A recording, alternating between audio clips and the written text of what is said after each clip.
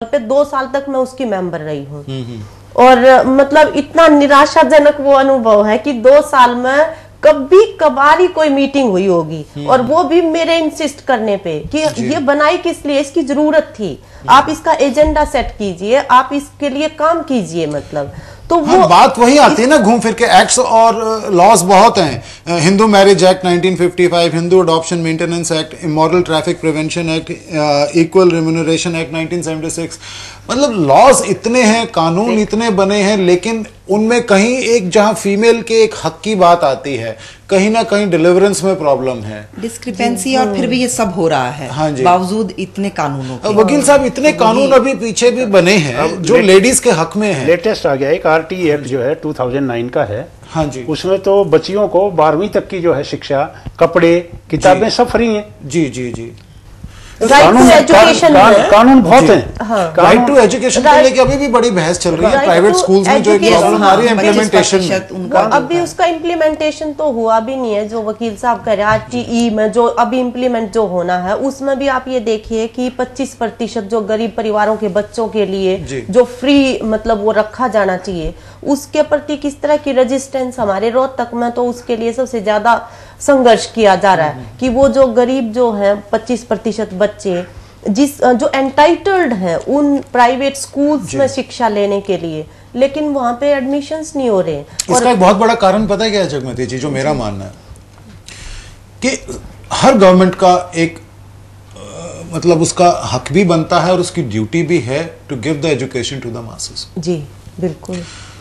लेकिन आप government schools में जाकर देखें the kind of conditions that are prevalent in those schools. There is no running water. Many schools are there where there's no electricity connection, and some schools even don't have any roofs on their heads.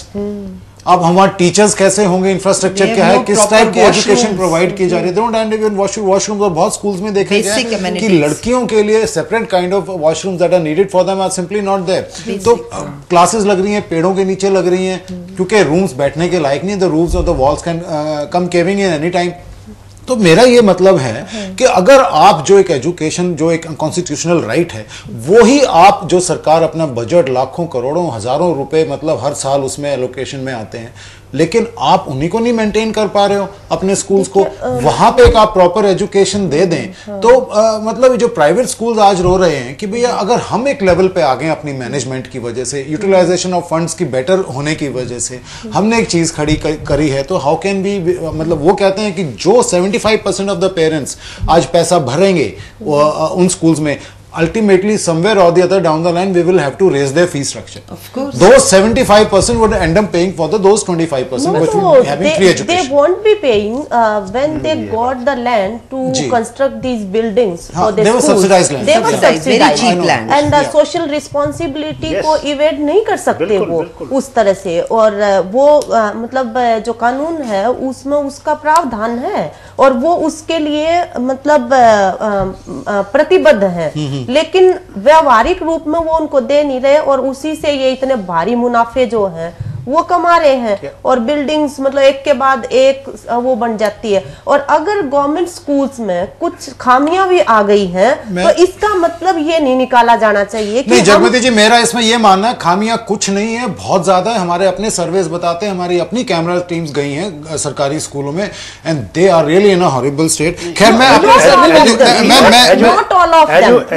Education का मतलब ये मतलब good majority of them, लेकिन मैं बड़ी IAC लग रहे हैं, बड़ी आवास room, that is not education. Teachers were not present, most of the teachers are found absent from the schools. अब जब हमारे कैमरा टीम स्कूल में जाती है, उधर से मास्टर भागा आ रहा है, उधर से टीचर भागा आ रहा है, अरे सर ऐसा ना करें, नहीं नहीं मैं तो यहीं था आज की, बस आप आज आए हो, आज ही वो छुट्टी पे थे।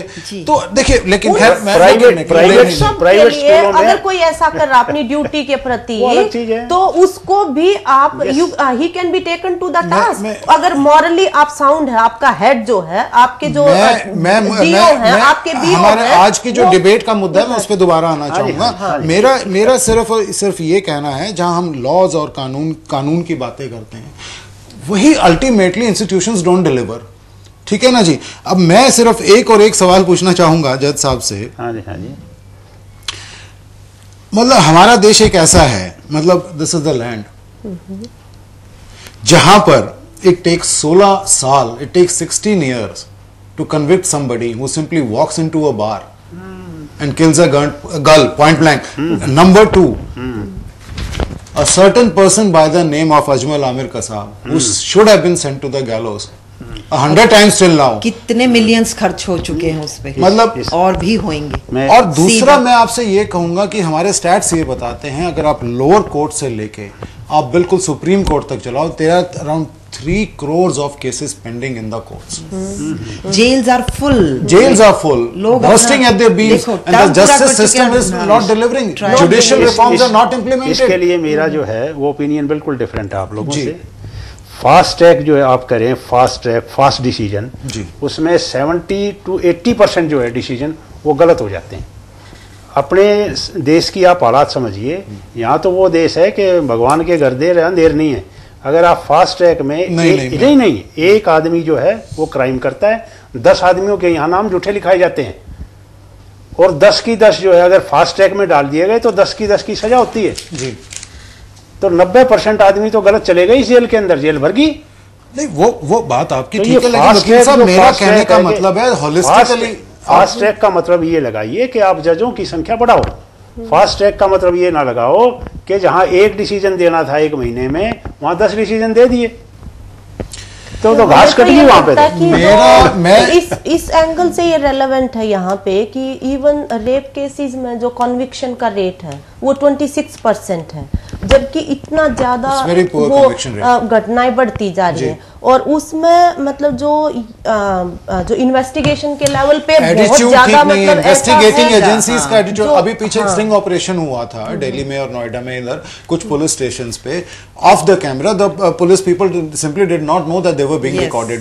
उनके व्यूज मांगे गए, आप सभी ने, मैं उनको बयान नहीं करना चाहूंगा कि जो उन्होंने व्यूज दिए, अगर उनके खुद के व्यूज ऐसे हैं तो वो क्या किसी रेप केस की इन्वेस्टिगेशन करेंगे, क्या जस्टिस मिलेगा? लोग उनके पास जाते अगर मैं वहां पे आता हूं, just think of a 2-day girl और less than a year old child who is in any case incapable of asking for help from anybody. Yes, definitely. Who in any case is incapable of defending herself physically.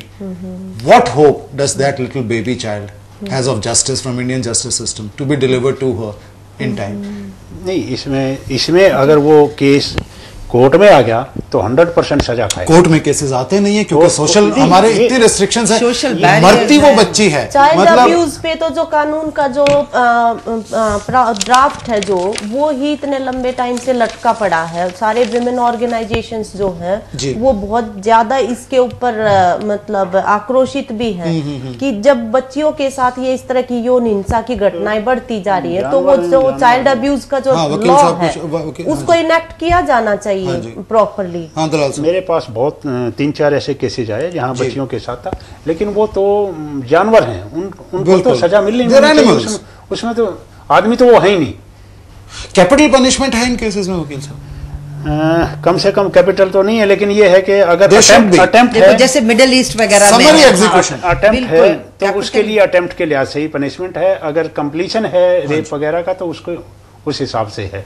Capital punishment नहीं गई है, हाँ जी, लेकिन punishment जो है वो कोई तरीका नहीं है क्राइम को कर्टेल करने। भ्रूण हत्या के लिए कैपिटल पनिशमेंट है जी?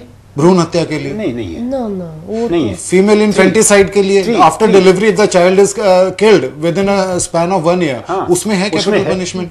उसमें है। But again the point comes category में डाल के उसमें किया जा सकता है, लेकिन उसमें तो मैं एक बड़े अहम उस पे आना चाहूंगा। इसमें रीजंस जो हम कुछ उठाते हैं, मैं I shoot the number 1 reason which is dowry. कहां तक आप सहमत हैं बताएं? इकोनॉमिक ड्रेन जो मैंने जैसे कहा था, I'll mix it up with poverty. I could have come to it later on. I'll say poverty plus dowry. Dowry and unsafety, जिसको असुरक्षा जो कहेंगे, दहेज और असुरक्षा, ये दो मतलब बहुत बड़े फैक्टर्स हैं। और 2/3 जो हिंसा है महिलाओं के साथ वो है दहेज को लेकर ही। असल में तो ये सबसे बड़ा फैक्टर तो जो आपने कहा बिल्कुल सही कहा। और उसके साथ साथ जैसे हम कहें कि जो फीमेल फिटिसाइड और लड़कियां पैदा क्यों नहीं करना चाहते घर के मतलब जो है वो असुरक्षा भी उसका बहुत बड़ा कारण है। कि जैसे ही बच्ची मतलब अपने पड़ोस में ट्यूशन पे चली जाए, हॉस्पिटल में चली जाए, कहीं भी चली जाए, तो माँ बाप जो है वो बहुत अनसेफ फील करते हैं, तो वो असुरक्षा भी उसका। वकील साहब, आप क्या कहना चाहेंगे? डाउरी आपको मेन रीजन लगता है? गरीबी के साथ उसको कंबाइन कर दें, it's a very volatile mixture. नहीं, गरीबी जो है, दो चीजें बार बार आ रही हैं। गरीबी में जो है जी, वो लड़कियां कम मारी जा रही हैं, और जो उससे ऊपर के लोग हैं वो ज्यादा मार रहे हैं।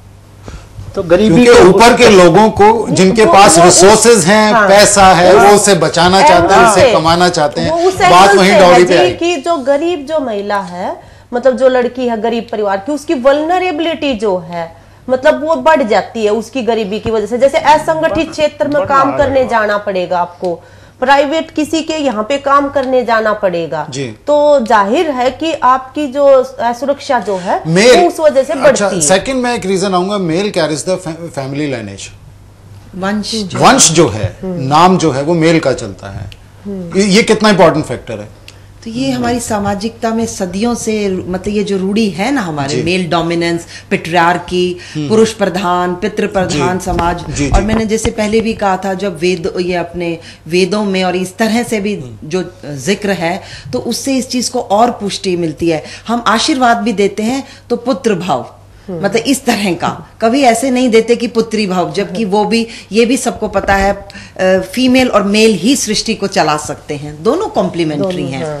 लेकिन फिर भी हमारे जो इस तरह का है, मैं बार बार यही अर्ज कर रही हूँ कि जो हम मानसिकता है, ये माइंड सेट है, इसको बदलना पड़ेगा हर हालत में, नहीं तो नहीं स्थिति सुधरने वाली। और इसके साथ साथ मैं ये कहना चाहती हूँ सोनिया के साथ कि जो मानसिकता है किसी भी समाज की, वो मानसिकता हवा में नहीं होती है, उसके आधार होते हैं, और जिन आधारों पे वो टिकी होती है वो मानसिकता, वो जो आधार है वहां पे भी वर्क करना पड़ेगा हमें।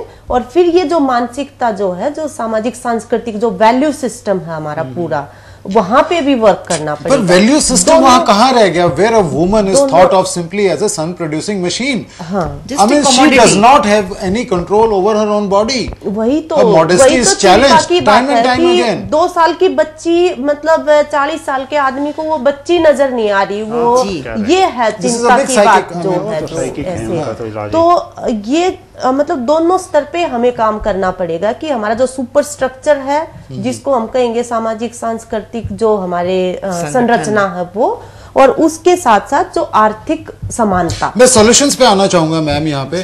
वकील साहब, मैं आपसे पूछता हूँ कि अगर आप शायद ना अग्री करें मुझसे, लेकिन फिर भी लगता कहीं ना कहीं यही है कि फास्ट ट्रैक्स थोड़ा अगर justice delivery system in cases में बने जहां फीमेल फीटिसाइड और इन्फेंटिसाइड्स के केस हैं, मैं बात नहीं कर रहा और सब केसेस में, और स्पेशल डेडिकेटेड कोर्ट्स बनाए जाएं जो फीमेल रिलेटेड प्रॉब्लम्स के लिए ही कोर्ट्स हों, और कोई वो मतलब केसेस हैंडल ना करें।